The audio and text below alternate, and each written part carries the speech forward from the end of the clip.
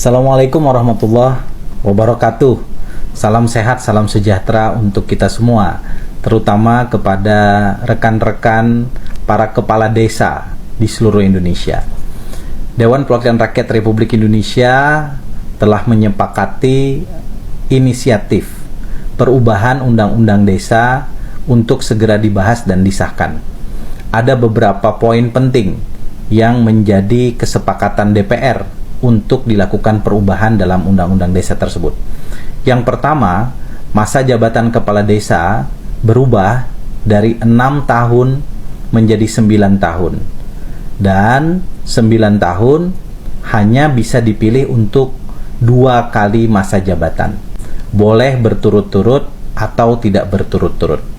Bagi kepala desa yang sekarang sedang menjabat pada periode pertama dan atau periode kedua, maka masa jabatannya otomatis disesuaikan dari 6 tahun menjadi 9 tahun.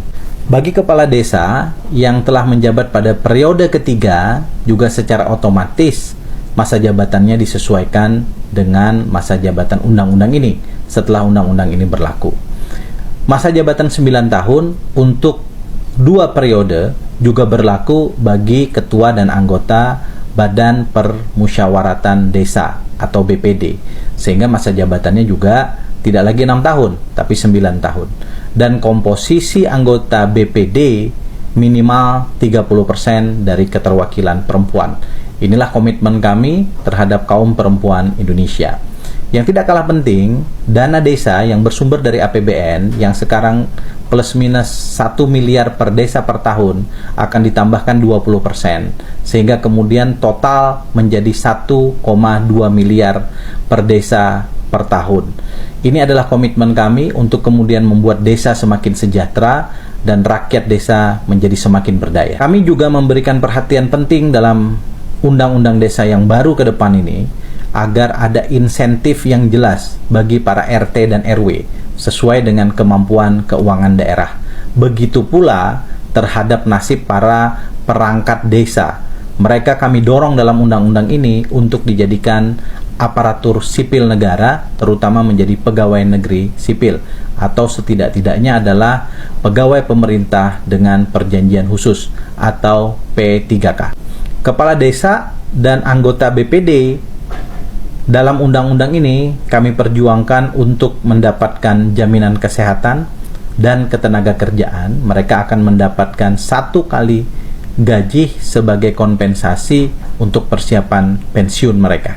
Mari kita doakan dan kita dukung bersama agar perubahan Undang-Undang Desa ini segera disahkan oleh DPR RI setelah pembahasannya dilakukan dengan pemerintah. Kita berharap ini adalah kado bagi seluruh masyarakat desa di Indonesia, karena dengan semakin besarnya anggaran yang diberikan oleh dana pusat atau APBN kepada desa, kita berharap desa semakin kuat ekonominya, dan ekonomi di desa yang berputar adalah kekuatan bagi ekonomi rakyat Indonesia secara nyata.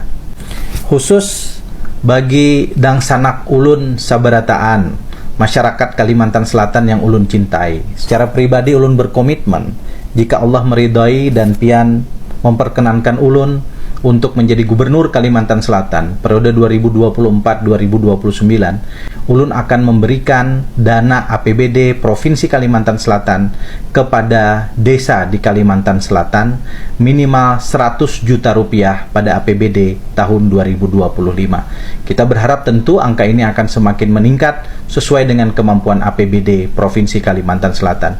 Ini adalah komitmen kami agar desa bukan hanya menerima dana dari pusat, dari kabupaten kota, tapi juga dari pemerintah Provinsi Kalimantan Selatan.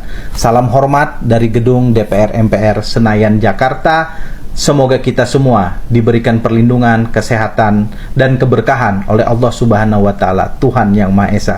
Billahi taufiq wal hidayah. Assalamualaikum warahmatullahi wabarakatuh.